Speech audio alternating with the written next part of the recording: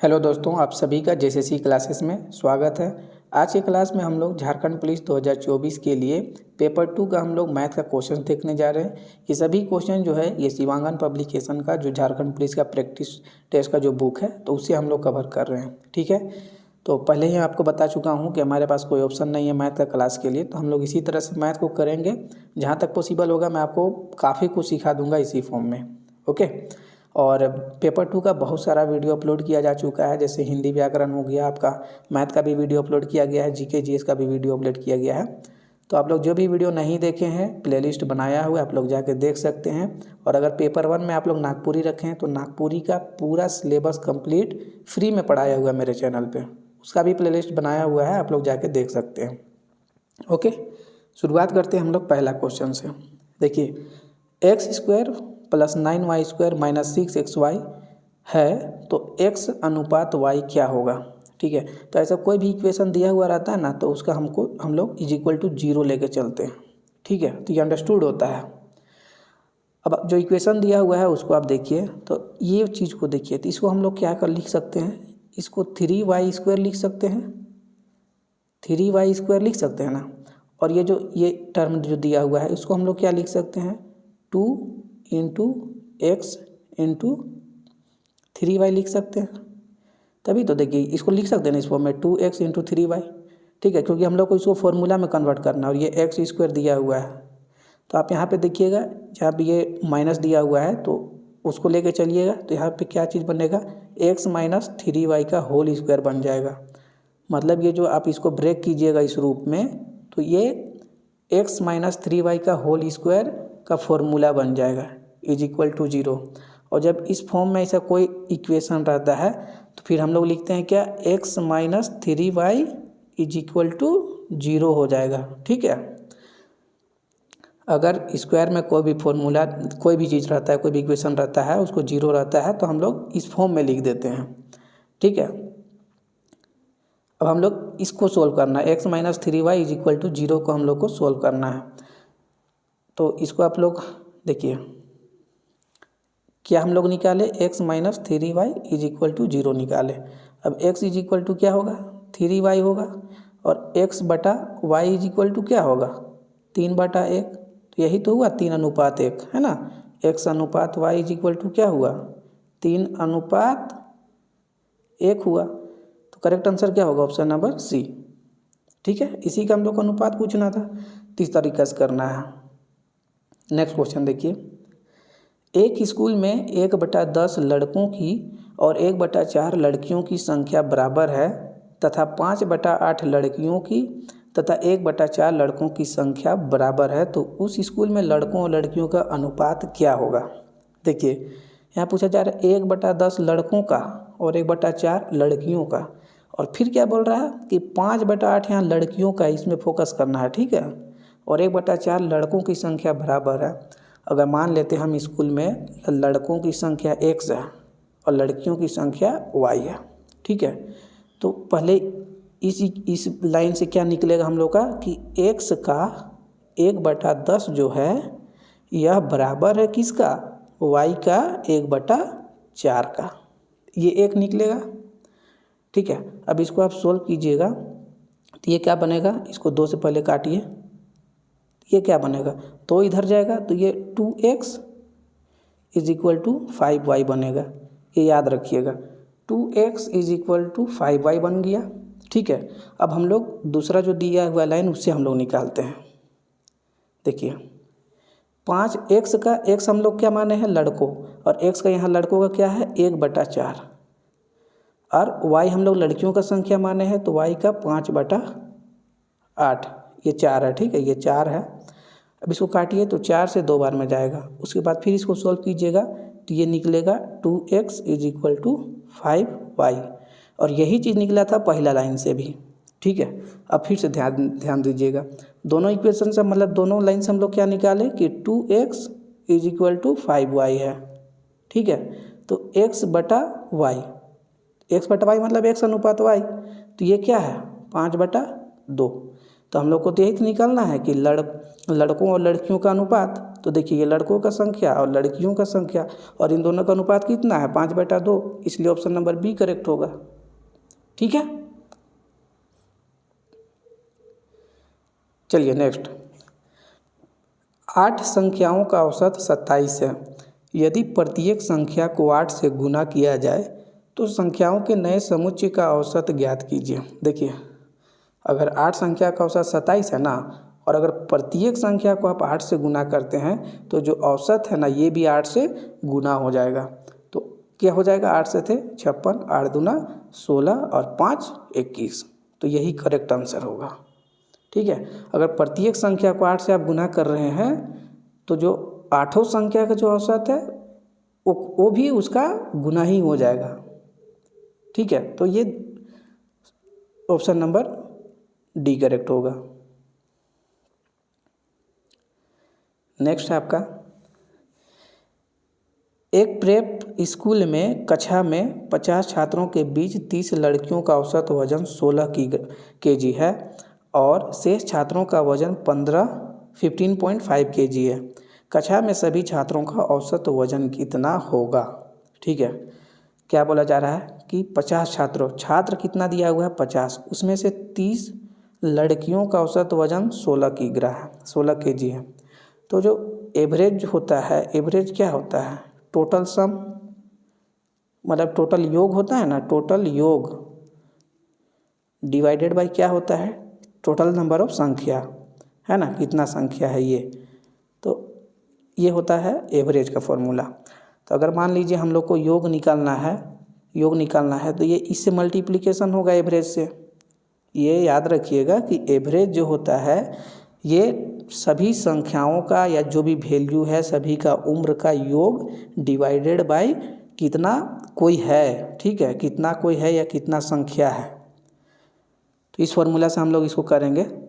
Formula हालांकि use नहीं होता है, तो हम लोग क्या निकालेंगे कि 30 लड़कियों का औसत वजन 16 किग्रा है, तो योग कितना होगा सभी का योग कितना होगा, तो 30 गुना 16 होगा, 30 गुना 16 होगा। और यहाँ पे बोला जा रहा है कि शेष छात्रों का वजन 15.5 kg है। तो 50 छात्रों में हम अभी 30 का बात किए हैं, तो बाकी 20 बच रहा है, तो मतलब 20 का वजन कितना है, 20 का 15.5 शेष है, तो उन सभी का योग कितना होगा 20 × 15.5, यहाँ पे प्लस होगा, दोनों को जोड़ देंगे। और टोटल कितना छात्र है, तो 50 छात्र है। ठीक है, क्योंकि फिर से हम लोग को एवरेज निकालना है ना, पूरा का हमको फिर से एवरेज निकालना है, इसीलिए तो इसको सॉल्व कीजिएगा तो ये कितना आएगा, देखिए ये आएगा 16 × 48 480 प्लस इसको कल कीजिएगा तो कितना आ जाएगा 310 डिवाइडेड बाय 50। ठीक है, अब एक मिनट, कितना हम लोग निकाले 480 प्लस 310 डिवाइडेड बाय 50। ठीक है, अब कितना आएगा ये 790 जोड़िए। ठीक है, 0 हो गया, 8 1 9 हो गया, 4 3 7 डिवाइडेड बाय 50, तो ये से ये कट गया। अब ये 5 से जाएगा तो 1 हो गया, 5 या 25 हो गया, उसके बाद 8 है ना 15.8, तो यही आंसर होगा, ऑप्शन नंबर बी करेक्ट होगा। आई होप कि आप लोग समझ रहे होंगे इसमें कैसे करना था। मैं आपको फिर से बता देता हूँ कि एवरेज जो होता है ना, एवरेज यानी कि औसत, ये जो होता है संख्याओं का योग या जो भी उम्र दिया हुआ है उसका योग, इसको सिर्फ लीजिए योग डिवाइडेड बाय संख्या।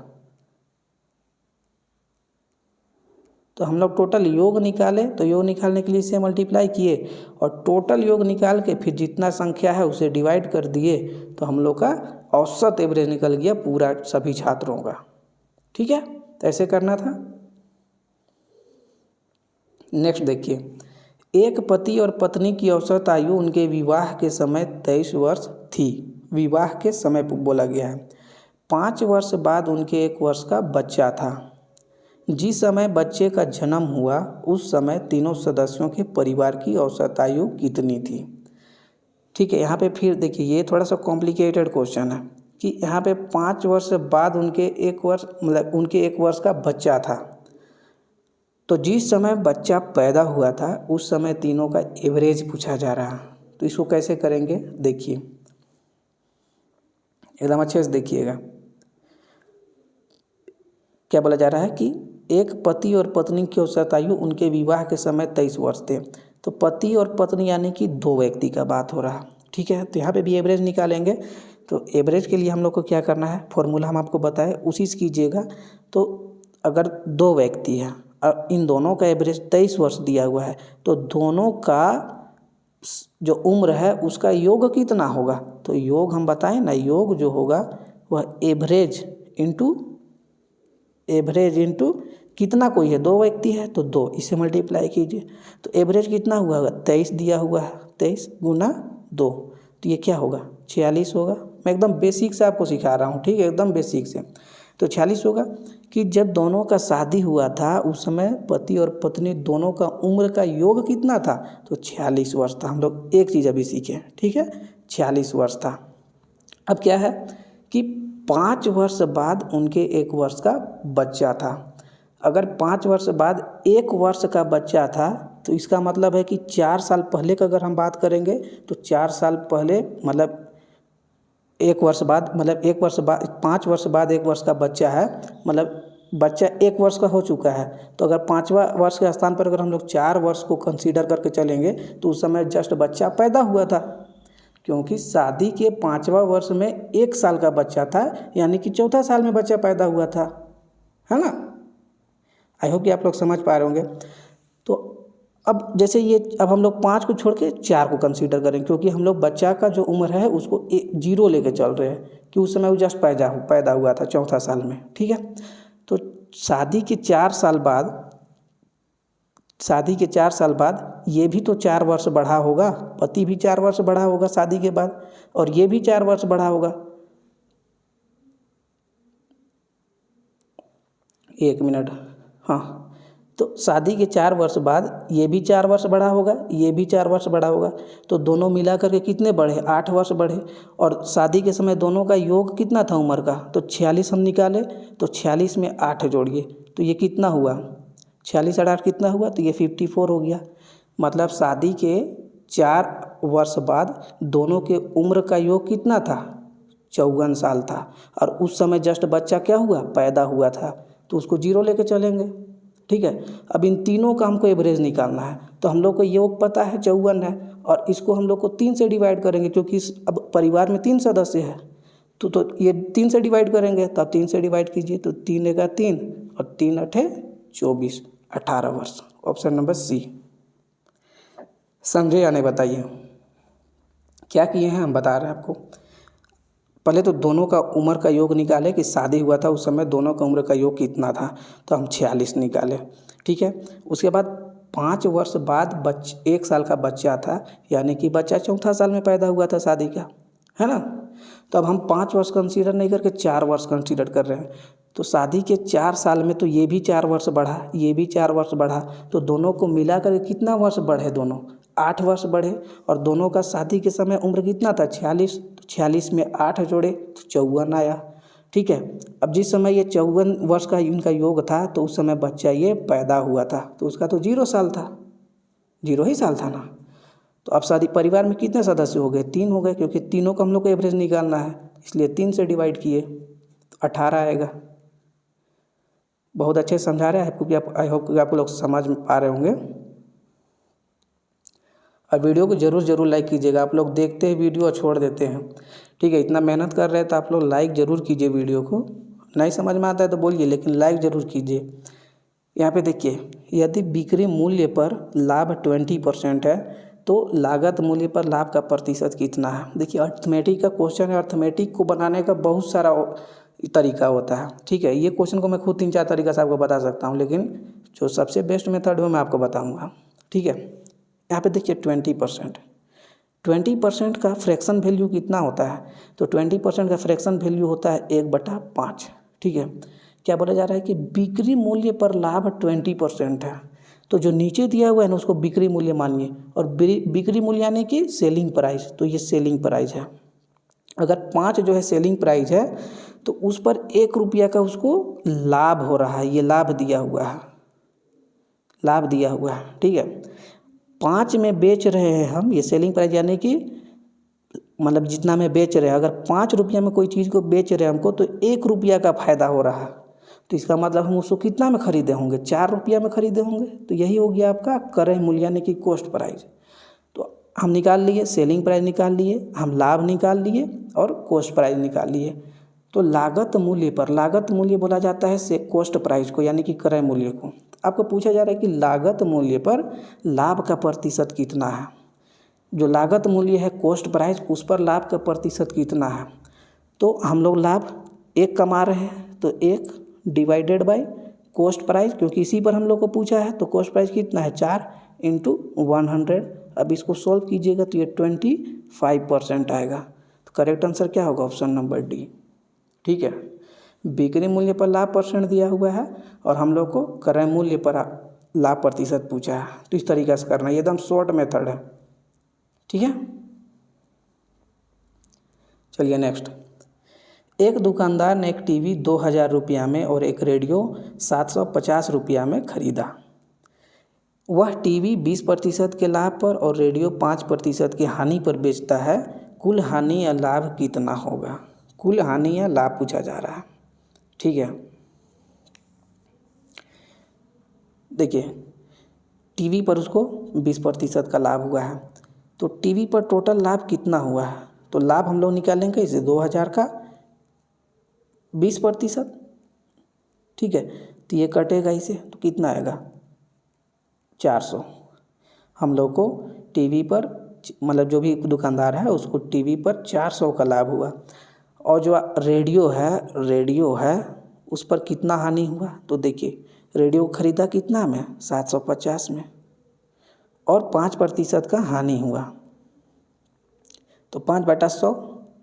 तो आप इसको सोल्व कीजिए, तो इसको सोल्व कीजिएगा तो ये आपका आएगा 37.5 आएगा। सोल्व करके देख लीजिएगा, ठीक है। तो टीवी पर 400 का उसको प्रॉफिट हुआ और जो रेडियो है उस पर 37.5 का लॉस हुआ, ठीक है। पूछा जा रहा है कि कुल हानि या लाभ कितना होगा। तो कुल हानि या लाभ कितना होगा, तो जो लाभ हुआ हम लोग को 400 का, उसमें हम लोग जो हानि हुआ 37.5, इसको माइनस कर देंगे तो पता चल जाएगा कितना हम लोग को लाभ हुआ। तो इसको माइनस कीजिए कितना आ जाएगा, तो ये 362.5। तो इतना का ओवरऑल हमको मतलब दुकानदार को लाभ होगा। करेक्ट आंसर क्या होगा, ऑप्शन नंबर बी होगा। क्या किए कि टीवी का हम निकाले अलग से कि उस पर कितना दुकानदार को फ़ायदा हो रहा है और रेडियो पर कितना का लॉस हो रहा है, ठीक है। तो टीवी पर इतना का फ़ायदा हो रहा है और रेडियो पर इतना का लॉस हो रहा है। अब जितना फ़ायदा हो रहा है उसमें जितना लॉस हो रहा है उसको माइनस कर देंगे तो हमको ओवरऑल कितना लाभ हो रहा है ये निकल जाएगा, जो कि 362.5 आंसर आएगा। एक मिनट। नेक्स्ट देखिए, 400 लीटर तेल के एक कंटेनर में रिसाव के कारण 8% का नुकसान हुआ। तो कंटेनर में कितना तेल बचा। एगो कंटेनर है, ठीक है, डिब्बा समझिए, उसमें 400 लीटर तेल है, 400 लीटर तेल है। अब 8% तेल जो है वह रिसाव के कारण बर्बाद हो गया। तो कंटेनर में कितना तेल बचा। देख इसको कैसे करेंगे, एकदम ईजी है कि 400 लीटर है, उसमें अगर 8% ख़त्म हो गया, बर्बाद हो गया, तो 92% बचेगा ना जी। कोई भी चीज़ अपने आप में 100% होता है, ठीक है। आपके पास 100 रुपया था, आप 8 रुपया मतलब वही समझिए कि 8 रुपया आप किसी को दे दिए, तो बचेगा कितना 92। तो 92% इसका हमको निकालेंगे तो यही आंसर आ जाएगा, ठीक है। तो ये सीधे हो गया 4 दूना 8 और 4 9 36, ठीक है। ऑप्शन नंबर बी करेक्ट होगा। तो ऐसे करना था, इजी क्वेश्चन है, इसी टाइप से आपसे पूछा जाएगा प्रश्न। नेक्स्ट देखिए 94। एक चुनाव में 3 प्रत्याशियों ने चुनाव लड़ा। 3 प्रत्याशी चुनाव लड़ा, पहले प्रत्याशी को 40% और दूसरे को 36% मत मिला। यदि मतों की कुल संख्या 36,000 थी तो तीसरे प्रत्याशी को कितना मत मिला, ठीक है। कुल कितने प्रत्याशी 3 और कुल वोटर कितना, तो 36,000। अब एक प्रत्याशी को 40% मिला, दूसरा को 36% मिला, ठीक है। तो 40 और 36 कितना हो गया, 76% हो गया, 76%। तो और एगो प्रत्याशी हो, उसको कितना मिला होगा, तो 100 माइनस 76% यानी कि 24%। तो जो तीसरा प्रत्याशी है उसको कितना मिला, 24%। तो इसी का हमको 24% निकालना है इंटू 24/100। ठीक है, तो ये कट जाएगा। उसके बाद आप इसको सोल्व कीजिए, तो सोल्व करने से क्या आंसर आएगा, ये आ जाएगा आपका 8640। तो ये आपका करेक्ट आंसर है। क्या किए हम आपको बता रहे हैं, 3 प्रत्याशी है, एक को 40%, दूसरा को 36% मिला, तो जो तीसरा है उसको कितना मिलेगा, तो उसको 24% मिलेगा। ठीक है, तो इसी का 24% निकालेंगे तो पता चल जाएगा कि तीसरा को कितना मिला है, जो कि 8640 है। नेक्स्ट, 120 मीटर लंबी ट्रेन एक टेलीग्राफ खंभे से गुजरने में 6 सेकंड लेती है, तो ट्रेन की गति कितनी होगी। ठीक है, यहाँ पे ध्यान दीजिएगा, ये मीटर में है, ये सेकंड में है, और सबका ऑप्शन में यूनिट देखिए किलोमीटर प्रति घंटा में। ठीक है, टेलीग्राफ खंभा है, मतलब ये खंभा है, तो खंभा को गुजरने में ट्रेन सिर्फ अपना लंबाई को ही ये पार करेगी इससे, है ना, सिर्फ मतलब खंभा से गुजरने में सिर्फ अपना लंबाई को ही पार करेगी। तो लंबाई में हम लोग ट्रेन का लंबाई लेंगे। ठीक है, तो यहाँ पे निकाल रहा है ट्रेन की गति निकालनी है, तो स्पीड इज इक्वल टू क्या होता है, डिस्टेंस अपॉन टाइम होता है। तो डिस्टेंस हमारे पास कितना है, 120 मीटर है, तो ये 120, और टाइम कितना है, 6 सेकेंड। अब देखिए, ये तो मीटर प्रति सेकंड में दिया हुआ है ना, मीटर प्रति सेकंड में दिया हुआ है। तो 1 मिनट, ठीक है, तो यहाँ पे जो हम लोग का स्पीड निकलेगा मीटर प्रति सेकंड में, अब इसको हम लोग को कन्वर्ट करना है किलोमीटर प्रति घंटा में। ठीक है, तो ये ध्यान करके सुन लीजिएगा, जब मीटर प्रति सेकंड से आप किलोमीटर प्रति घंटा में जाइएगा ना, तो यानी कि छोटा यूनिट से आप बड़ा यूनिट में जा रहे हैं, तो हमेशा 18/5 से गुना कीजिएगा, 18/5 से। और अगर किलोमीटर प्रति घंटा से मीटर प्रति सेकंड में जाइएगा ना, तो यानी कि आप बड़ा से छोटा यूनिट में जा रहे हैं, तो हमेशा फिर 5/18 से मल्टीप्लाई कीजिएगा। ठीक है, जस्ट उल्टा हो जाएगा। अब हम लोग को ये सॉल्व करना है, इसको सॉल्व कीजिए, तो ये 6 दिया 18 जाएगा। ठीक है, उसके बाद 5 दूना 10 और ये 5 चौके 20, तो ये 3 चौके 12 हो गया, 3 दूना 6 और ये 7, तो 72 किलोमीटर प्रति घंटा। ऑप्शन नंबर ए करेक्ट हो जाएगा। आई होप कि आप लोग समझ रहे होंगे, और वीडियो को जरूर लाइक करते जाइए। एक ट्रेन पहले 10 मिनट में 35 किलोमीटर प्रति घंटा की गति पर और दूसरे 5 मिनट में 20 किलोमीटर प्रति घंटा की गति पर चली। कुल 15 मिनट में ट्रेन की औसत गति कितनी रही। औसत गति पूछा जा रहा। देखिए, ये इस टाइप का प्रश्न ना बोर्ड में समझाने में बहुत अच्छा लगता है, लेकिन ऑप्शन नहीं है, बट हम कोशिश करते हैं आप लोग को समझाने का। देखिए, एवरेज स्पीड जो होता है ना, यानी कि एवरेज स्पीड यानी कि औसत गति, औसत गति होता है, इसका फॉर्मूला होता है कुल दूरी बटा कुल समय, कुल दूरी बटा कुल समय। ठीक है, तो इस फॉर्मूला से हम लोग निकालेंगे। तो आसान कर देते हैं, कैसे करेंगे देखिए। कुल दूरी हम लोग को निकालना है। अगर 5 मिनट में 10 किलोमीटर प्रति घंटा की से जा रहा है, तो यहाँ पे डिस्टेंस क्या होगा, और डिस्टेंस इज इक्वल टू क्या होता है, स्पीड इनटू टाइम होता है, स्पीड इनटू टाइम। तो स्पीड कितना है, तो 35 किलोमीटर पर आवर।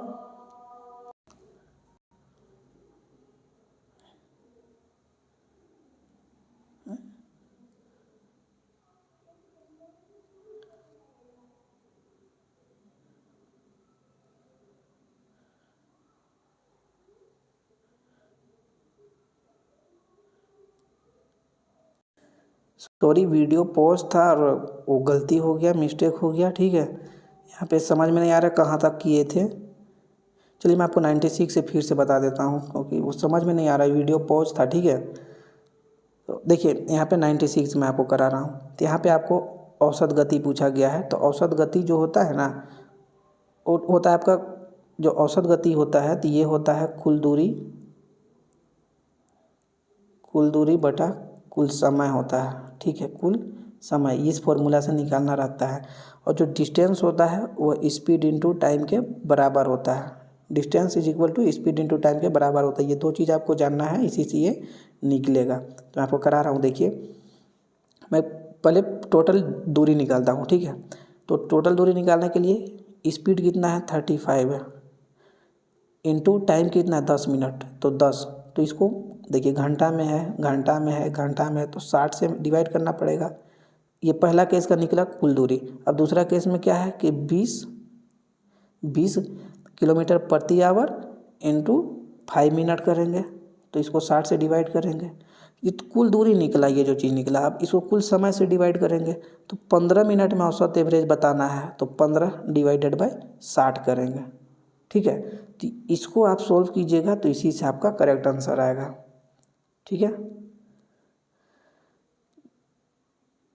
देखिए 97 वीडियो मैं इसको पढ़ा दिया अभी, लेकिन शायद वीडियो पॉज था, इसलिए मैं फिर से रिपीट कर दे रहा हूँ। 97 देखिए कि 250 रुपया की राशि पहले वर्ष में 4% और दूसरे वर्ष में 8% की चक्रवृद्धि ब्याज पर कितनी होगी।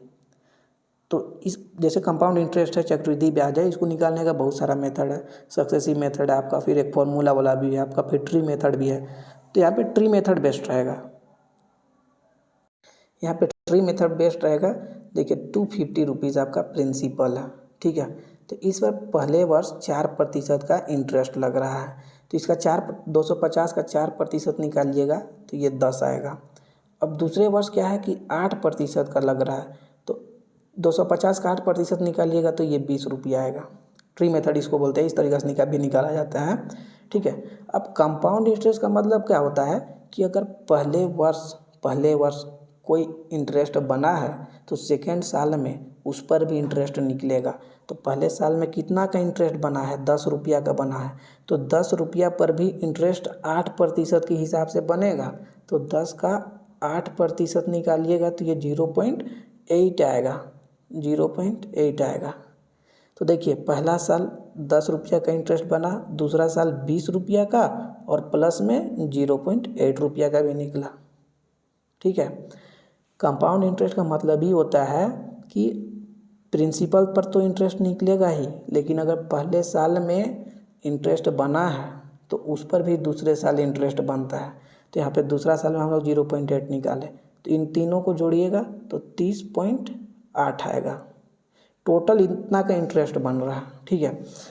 और कितना रुपया है, 250 रुपया, तो ये प्रिंसिपल है, ये आपका इंटरेस्ट है।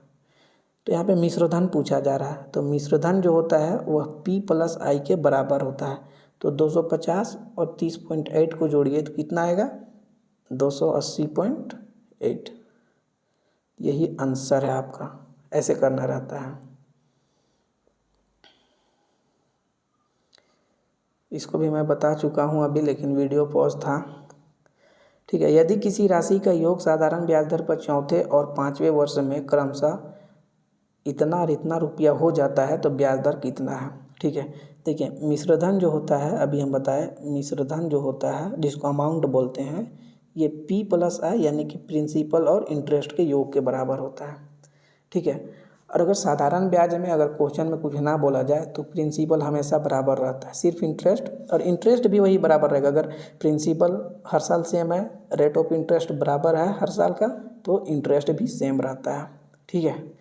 जैसे कि यहाँ पे आप देखिएगा 12,900 में P भी ऐड है और I भी ऐड है, 14,250 में भी P भी ऐड है और I भी ऐड है, ठीक है।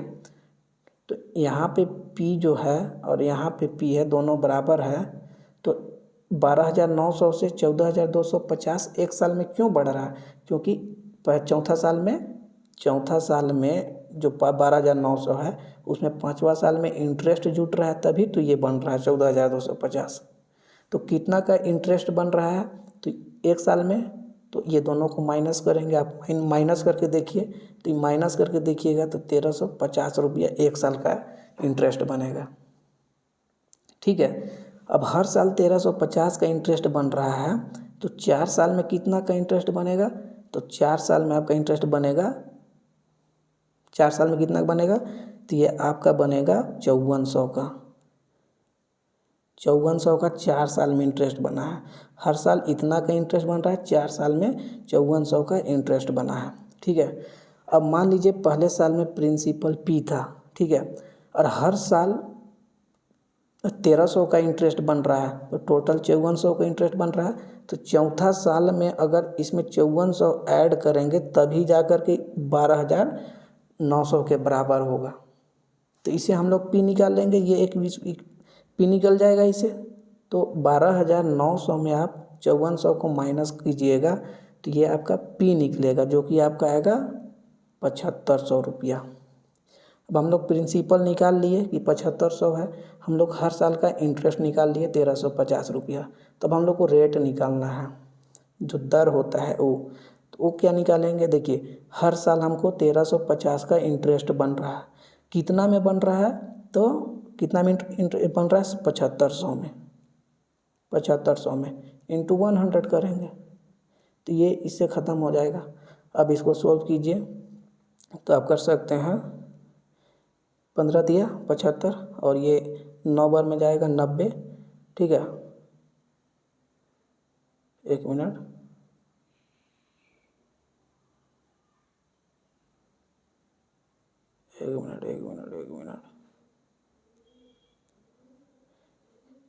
दर क्या होगा,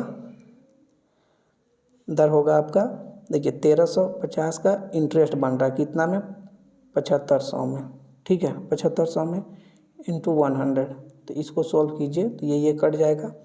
उसके बाद इसको चलिए 3 से काटिए तो 15 बार में जाएगा। ये 3 चौके 12, 3 पचे 15, ठीक है।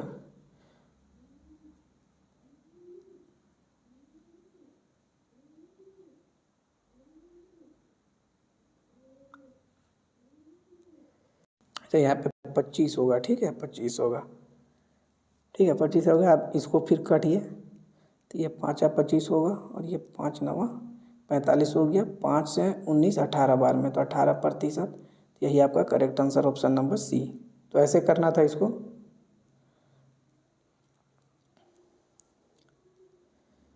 चलिए नेक्स्ट क्वेश्चन देखिए।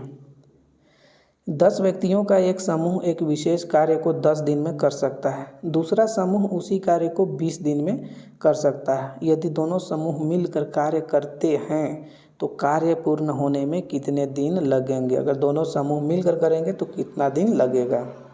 डिस्टर्बेंस काफ़ी ज़्यादा, इस वजह से बार बार पॉज करना पड़ रहा, ठीक है। तो देखिए पहला समूह में 10 व्यक्ति हैं और ये 10 दिन में किसी कार्य करते हैं, तो टोटल वर्क इस केस में क्या होगा पता है, कुल आदमी कितना है। टोटल वर्क याद रखिएगा, कुल आदमी इंटू कुल दिनों की संख्या, कुल दिन, ठीक है। तो टोटल वर्क कितना निकलेगा, कुल शाम कितना निकलेगा, तो 10 व्यक्ति गुना 10 दिन, तो ये टोटल वर्क निकलेगा, ठीक है। तो ये पहला केस में इतना टोटल वर्क आएगा और टोटल वर्क तो दोनों में सेम रहेगा। जैसे टोटल वर्क निकालने का ये फॉर्मूला है, आप इसको नोट डाउन कर लीजिएगा। अब हम आपको क्या बता रहे हैं, देखिए सुनिए कि दोनों समूह जो है, ये समूह और ये समूह, दोनों समूह एक ही काम को कर रहे हैं लेकिन अलग अलग दिन ले रहे हैं, एक ही काम को कर रहे हैं, ठीक है। तो दोनों केस में टोटल वर्क जो है ये तो सेम होगा, टोटल वर्क सेम होगा क्योंकि एक ही काम को करना है, ठीक है। तो पहला समूह में हम क्या निकाल रहे हैं कि टोटल वर्क कितना है, तो 10 गुना 10, 10 गुना 10, और ये बराबर कितना होगा। दूसरा समूह में कितना आदमी है ये नहीं बोला गया है, तो ये मान लीजिए x आदमी है और ये x आदमी 20 दिन में करेंगे। अब इसको सोल्व कीजिए तो x इज इक्वल टू 5, मतलब दूसरा समूह में 5 आदमी है और पहला समूह में 10 व्यक्ति हैं, ठीक है। तो अब क्या बोला जा रहा है कि 20 दिन कर सकते, यदि दोनों समूह मिलकर कार्य करते हैं तो कार्य पूर्ण होने में कितना दिन लगेगा। तो टोटल वर्क तो हम लोग को पता है कि 10 गुना 10 करेंगे या 20 गुना 5 करेंगे, तो टोटल वर्क हम लोग को निकलेगा। तो टोटल वर्क कितना होगा, 10 गुना 10 कीजिए या 5 गुना 20 कीजिए, तो टोटल वर्क 100 हो गया। अब इसको टोटल नंबर ऑफ आदमी से डिवाइड कीजिए, टोटल नंबर ऑफ आदमी से डिवाइड कीजिए।